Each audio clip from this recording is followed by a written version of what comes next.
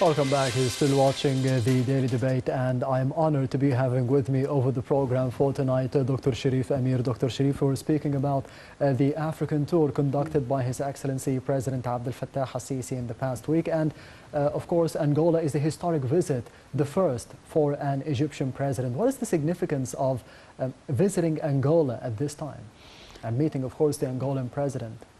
Angola went through a huge civil war, one of the most devastating civil wars in the history of Africa. Yes. It was a communist country also. It was a hub of arms trade, illegal traffickings. It was a devastated country by all means. If you look at the map, the president used to choose the countries who are at ground zero, if we can call it like that, failed states, and he chose to visit these countries who are rising again. Now Angola is living a new era. They are trying to emerge as economy. Angola is very rich in oil and very rich in minerals. So it was always this focus of all the Western and external powers to make wars there, to control, as it was happening is happening now in Sudan, the mines, the oil fields, and all that. So it has riches. So the president is focusing on these rich countries who were crushed by all the interests of external powers, and offering them internal help, which is Pan-African work. And this is why he chose now Angola. It's a rich country. It's a country who needs help from inside the continent. It's a country who is willing to offer lots to other countries. We could have other projects in Angola as we have it in Tanzania and in Congo and in South Sudan. We can have projects there. It will help our economy. So it's a win-win relationship. I think that the president is focusing on the economic level, that if we help each other economically, I think that all the obstacles, security, healthcare, political obstacles could be overcome easily. Doctor, you mentioned the importance of building dams, for example, like in Tanzania, the Julius Nyerere Dam, which was mentioned exclusively by President Abdel Fattah al-Sisi, specifically during the summit of the COMESA. What is the importance of showing the world and showing the Africans that we intend to be having mutual benefits? We need to be having better infrastructure for the benefit of the whole of the African continent, not just for the benefit of Egypt. It shows that there is a new phase for Egypt. We, unfortunately, decades ago, we didn't show this. We didn't show that we are close to the African countries. Now they're happy to see that we are telling them our interests, our foreign interests. It's not only Europe and the United States. Our interest is inside the continent.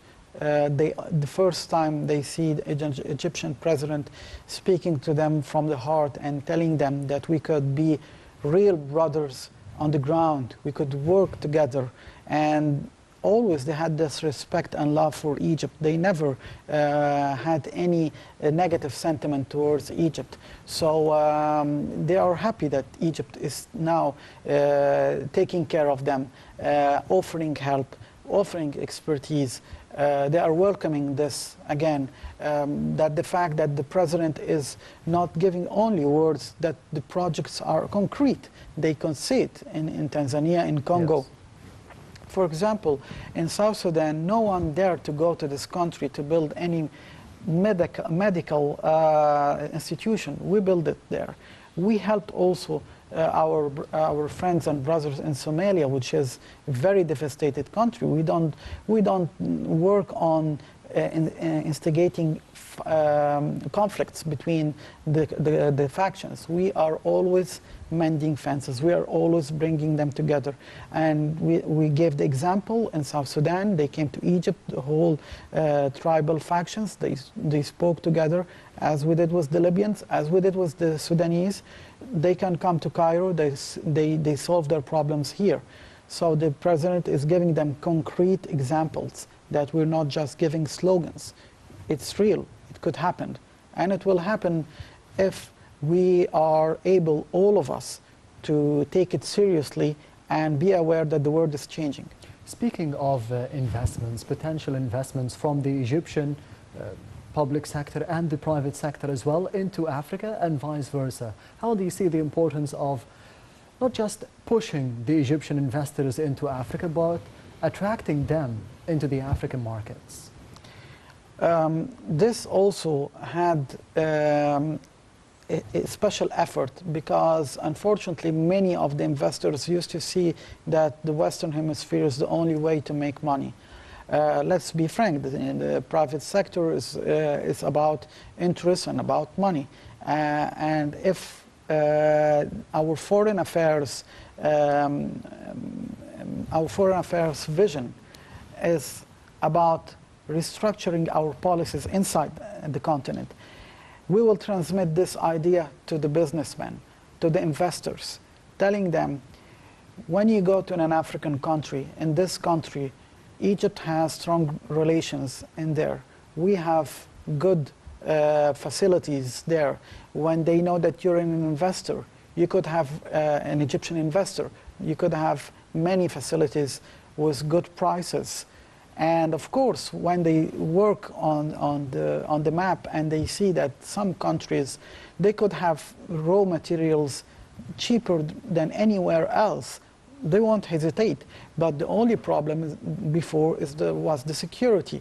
And we are telling them, well, the president himself goes to these countries. It means it's secure. The president signs accords with these people, meaning that the government here is serious. We're not just giving them slogans. The government, the public sector itself started working there. Means that the money of the country is going elsewhere to build and work. So we're encouraging them when giving them signs, positive signs.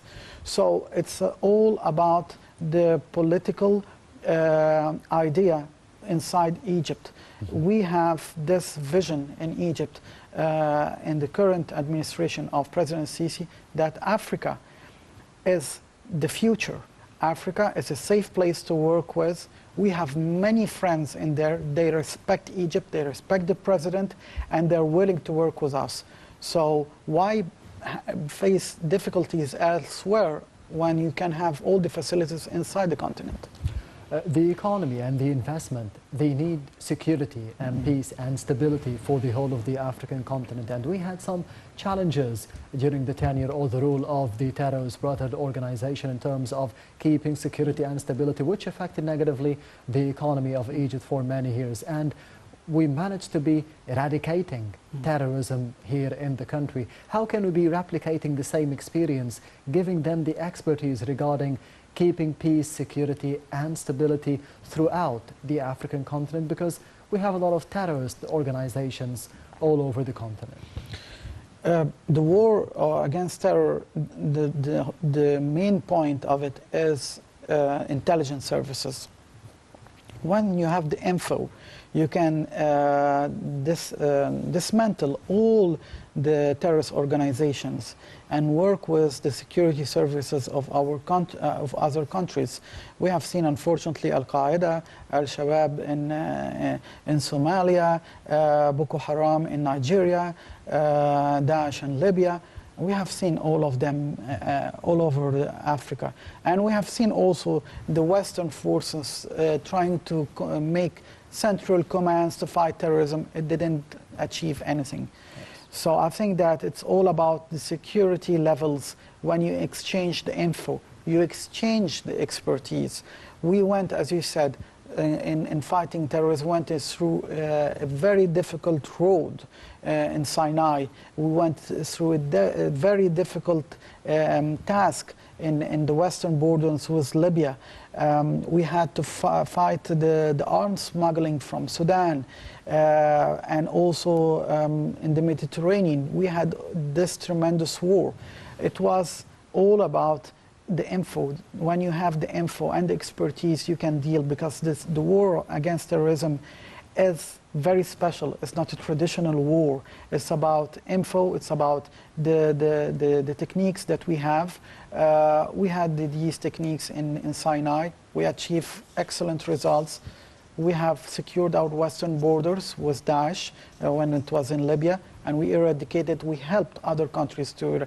By the way, we never intervened in other countries' securities. We give the info, we give the logistic aid, but we never send forces, we never do anything against other countries. We don't violate any sovereignty.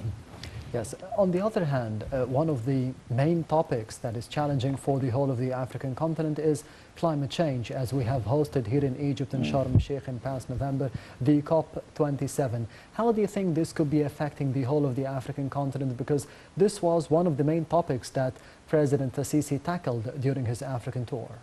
Well, it's the agriculture, of course. The continent is highly depending on agriculture, fruits like the mangoes and other fruits from this continent, which is the richest to other markets in Europe.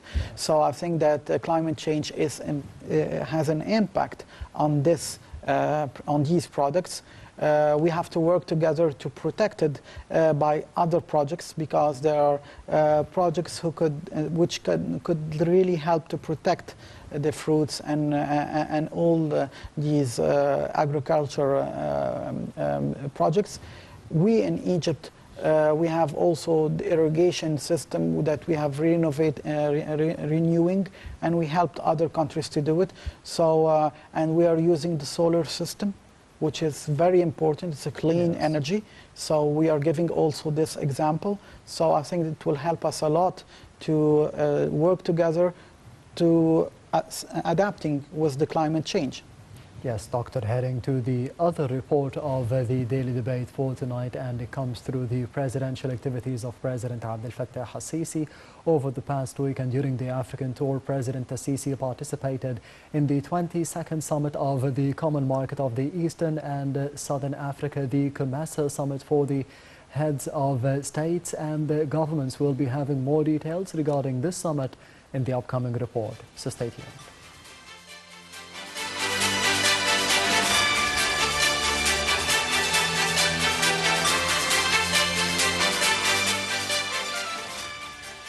President Fattah al-Sisi urged member states of the Common Market for Eastern and Southern Africa (COMESA) to exert more efforts to achieve regional integration in order to address current challenges. Egypt takes over presidency of new Partnership for Africa's Development Agency until 2025. President al-Sisi's speech came during the 22nd COMESA Heads of State and Government Summit in the Zambian capital Lusaka, held on Thursday. Egypt handed over the two-year presidency of the continental 21-member state bloc to Zambia. President al-Sisi said it was a great honor for Egypt to take over the leadership of the COMESA over the past 2 years, during a very delicate period of time that witnessed important developments at international and regional levels. Sisi expressed his confidence that the Zambian president will do all he can to build on the achievements of the Egyptian chairmanship. The President also highlighted Egypt's priorities during its chairmanship, which focused on advancing economic integration rates to enhance the level of well-being of our people and promote capabilities of peace and security in the African continent. He also commended the role of the COMESA Regional Investment Agency, which is based in Cairo. The President also indicated that Egypt, in its capacity as COMESA chair, has focused on activating the African Continental Free Trade Area to boost economic growth, adding that the volume of trade exchange between Egypt and COMESA countries reached $4.3 billion in 2022. Furthermore, President al-Sisi stated that Egypt also focused on the infrastructure sector by encouraging interconnection projects between member states. He cited the hydroelectric power projects constructed by Egyptian and Tanzanian hands. Moreover, he referred to the interconnection project of naval route between Lake Victoria and Mediterranean Sea. The theme of the 22nd summit is economic integration for thriving COMESA, anchored on green investment, value addition, and tourism. The summit aims to promote development, economic and trade integration among COMESA member states. On the latest developments in Sudanese crisis, President Sisi asserted that the member states must consolidate to support Sudan's people. He stressed in his speech that we are facing magnitude of challenges that impose on sustainability, peace and security in our countries. In May, Egypt became the largest host of Sudanese refugees after allowing 164,000 Sudanese individuals to enter. The President stated that Egypt has engaged with all existing mechanisms and international partners to bring security and stability to Sudan, asserting that world countries must respect African nations' right to life. At the end of his speech, the President reiterated that Egypt would spare no effort in pushing African states towards development and fulfilling its role as the head of the post-conflict reconstruction and development file in the African Union.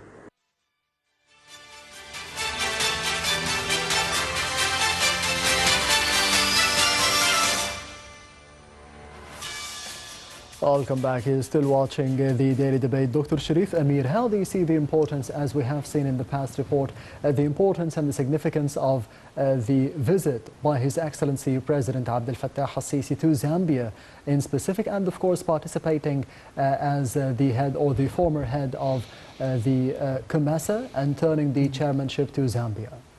Well, it means that Egypt is taking highly these organizations. These are not organizations that we are just participating in. Yes. When the president himself goes by him as a chairman of the COMESA and giving the new presidentship to Zambia, it's very honoring. He's telling to the African world that this is important for all of us. These are not just meetings and conferences that we can send delegations. No, we are present as the EU has its own conferences. Why not we have this? Why we have always this regard that we are weaker than other continents? Yes. That's not true.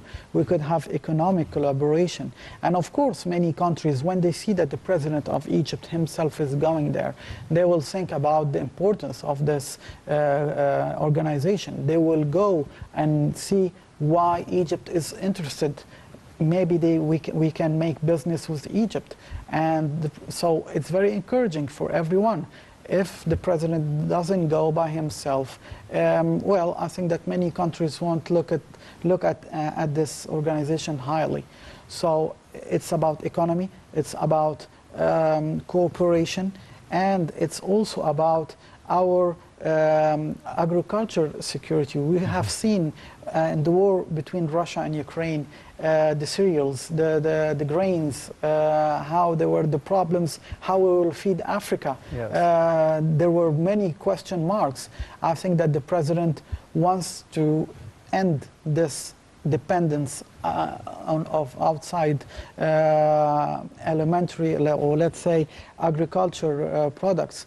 Why we don't have our own agricultural products? Why we're waiting for the ports in the Black Sea, far away from Africa, to deliver us the ships and the cargoes?